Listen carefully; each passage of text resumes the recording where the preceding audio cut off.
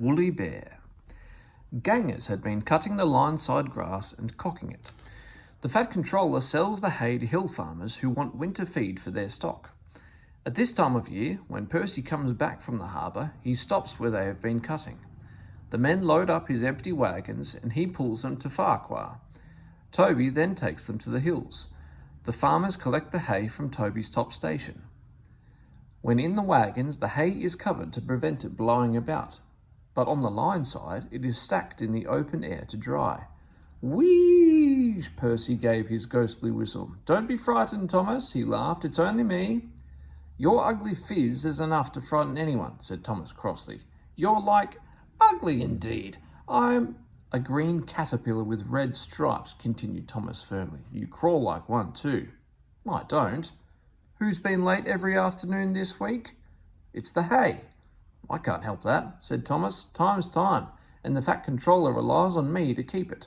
I can't if you crawl in the hay till all hours.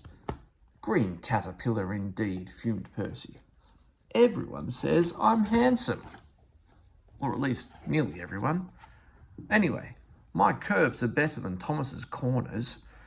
He took his trucks to the harbour and spent the morning shunting. Thomas says I'm always late, he grumbled. I'm never late, or at least only a few minutes. What's that to Thomas? He can always catch up time further on. All the same, he and his driver decided to start home early. It was most unfortunate that just before they did, a crate of treacle was upset over him. They wiped the worst off, but he was still sticky when he puffed away. The wind rose as they puffed along. Soon it was blowing a gale. Look at that, exclaimed his driver.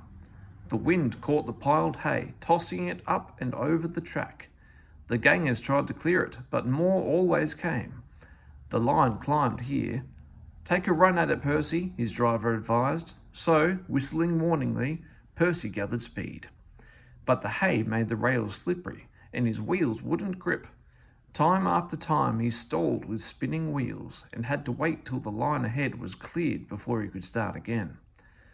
The signalman climbed a telegraph pole. The station master paced the platform. Passengers fussed and Thomas seethed impatiently. 10 minutes late. I warned him.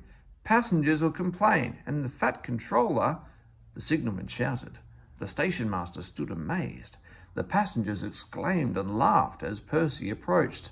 Sorry, I'm late, Percy panted. So I should hope, scolded Thomas.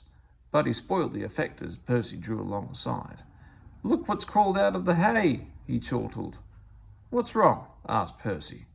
Talk about hairy caterpillars, puffed Thomas as he started away. It's worth being late to have seen you. When Percy got home, his driver showed him what he looked like in a mirror. Bust my buffers, exclaimed Percy. No wonder they all laughed. I'm just like a woolly bear. Please clean me before Toby comes. But it was no good.